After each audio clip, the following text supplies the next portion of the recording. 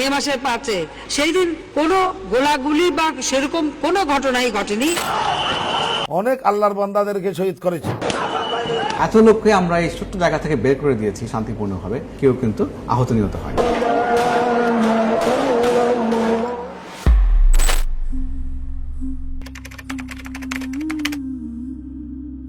রক্তাক্ত এক ইতিহাস। 6 মে ভোরবেলা ঢাকার আকাশটা আজ অদ্ভুত শান্ত। পাখিরা ডাকছে, হালকা বাতাস বইছে। শাপলা চত্বরের চারপাশে এক ধরনের গা ছমছমে নীরবতা, যেন শহরটা ক্লান্তিতে একটু থেমে গেছে। রাস্তাগুলো পরিষ্কার, কোথাও ভিড় নেই। চারদিকে এক ধরনের কৃত্রিম স্বাভাবিকতা।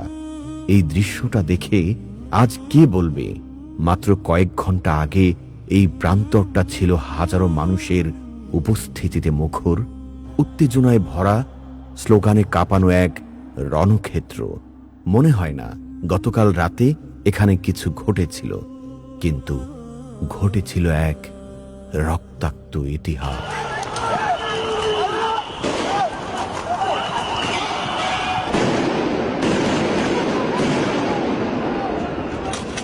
ঘটনার শুরুটা 2013 সালের 5 ফেব্রুয়ারি। যুদ্ধাপরাধের বিচারের দাবিতে শাহবাগে শুরু হয় এক গণ আন্দোলন। কিন্তু সময়ের সাথে সাথে সেই আন্দোলনের একটি অংশের কার্যক্রম নিয়ে প্রশ্ন ওঠে। অভিযোগ ওঠে ধর্মবিদ্বেষ ও ধর্মীয় প্রতীকের অবমাননার। অনলাইন ব্লগে মহানবী সাল্লাল্লাহু আলাইহি ওয়াসাল্লামকে নিয়ে কুরুচিপূর্ণ লেখার প্রতিবাদে দেশের ধর্মপ্রাণ মানুষের হৃদয়ে ক্ষোভের আগুন জ্বলতে শুরু করে। এই ক্ষোভকে সাংগঠনিক রূপ দিতে মাঠে নামে হেফাজতে ইসলাম বাংলাদেশ। অনেক নেতা কর্মীদেরকে আহত করেছে এবং গ্রেফতার করেছে আমাদের নেতা কর্মীদেরকে।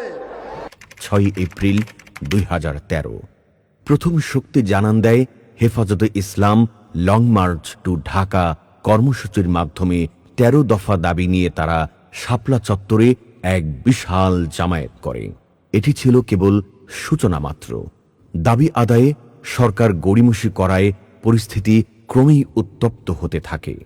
এক পর্যায়ে নেতৃবৃন্দ 5 মে 2013 ঢাকা ঘেরাও কর্মসূচি ঘোষণা করেন। সকাল থেকেই দেশের বিভিন্ন প্রান্ত থেকে টুপি পাঞ্জাবি পরা হাজার হাজার মানুষ ঢাকার প্রবেশপথগুলোতে জড়ো হতে থাকে। দুপুরের মধ্যে মতিঝিল ও শাপলা চত্বর রূপ নেয় এক বিশাল জনসমুদ্রে। তাদের মুখে ছিল কালিমা লা ইলাহা ইল্লাল্লাহ, চোখে মুখে ছিল বিশ্বাস আর দাবি আদায়ের দৃঢ় সংকল্প। এদিকে জোহরের পর থেকে শুরু হয় স্বৈরাচারের বুলেটের আচরণ। কিছুক্ষণ পর নেতৃবৃন্দের কাছে খবর আসতে থাকে, বিভিন্ন শহীদের নিহতের খবর। এভাবে দিনভর চলতে থাকে গোলাবর্ষণ, গরম পানি নিক্ষেপ, সাউন্ড গ্রেনেড সহ পুলিশ নির্যাতন।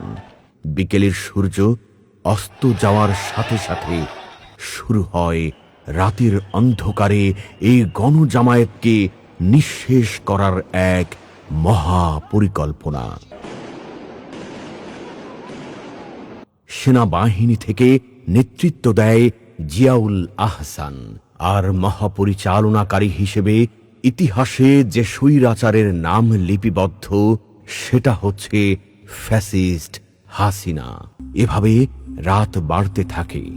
মতিঝিলের আকাশচুম্বী ভবনগুলোর ছায়ায় হাজার হাজার মানুষ বিছানা পেতে বসে আছে।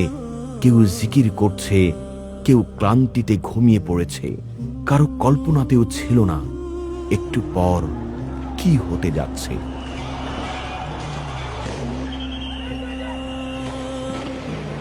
রাত প্রায় 2টা। হঠাৎ নিভে যায় রাস্তার সব বাতি। অন্ধকার নেমে আসে চত্বরে। শুরু হয় অপারেশন ফ্ল্যাশ আউট। চারপাশ থেকে শুরু হয় আইন শৃঙ্খলা বাহিনীর অভিযান। ব্যবহৃত হয় টিয়ার সেল, রাবার বুলেট আর সাউন্ড গ্রেনেড। মুহূর্তের মধ্যেই বিশ্বাসের সেই প্রান্তর রণক্ষেত্রে পরিণত হয়। আলো নেই, কেবল বারুদের গন্ধ আর কান ফাটানো শব্দ। কেউ খুঁজছে তার সঙ্গীকে, কেউ দৌড়াচ্ছে বাঁচার জন্য, কেউ বা লুটিয়ে পড়ছে পিচ ঢালা রাজপথে, পিচ ঢালা রাজপথে, পিচ ঢালা রাজপথে।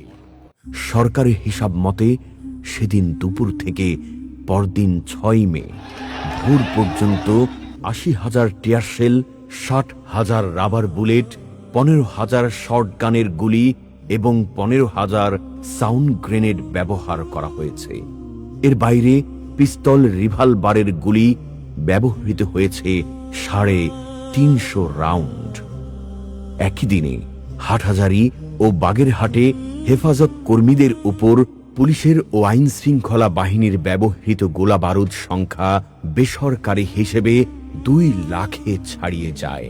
এই রাতে ঠিক কতজন নিখোঁজ হয়েছিল, কতজন প্রাণ হারিয়েছিল তা নিয়ে আজও আছে ধোঁয়াশা, আছে বিতর্ক।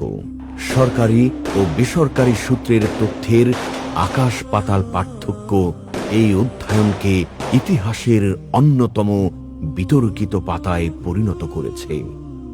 আজ এতগুলো বছর পর শাপলার চত্বর আবারও স্বাভাবিক। মানুষ আসে যায়, জীবন তার নিজ গতিতে চলছে, কিন্তু ইতিহাস কখনো থেমে থাকে না। সে বেঁচে থাকে মানুষের মনে প্রশ্ন হয়ে। শাপলা চত্বর 2013 ক্র্যাকডাউন এটি কেবল একটি রাজনৈতিক ঘটনা নয়, এটি একটি জাতির স্মৃতিতে দীর্ঘ ছায়া ফেলে যাওয়া এক ক্ষত। প্রশ্নগুলো এখনো বাতাসে ঘুরে বেড়ায়। সেদিন ঠিক কি ঘটেছিল, কেন ঘটেছিল? ন্যায় বিচার কি আমরা পেয়েছি? ইতিহাসের বিচার হয়তো সময় নেয়, কিন্তু মানুষের হৃদয়ে খোদাই করা আর্তনাদ সহজে মুছে যায় না। মনে রাখবেন, কিছু রাত শুধু রাত নয়, এগুলো হয়ে যায় একটি জাতির রক্তক্ষয়ী ইতিহাস।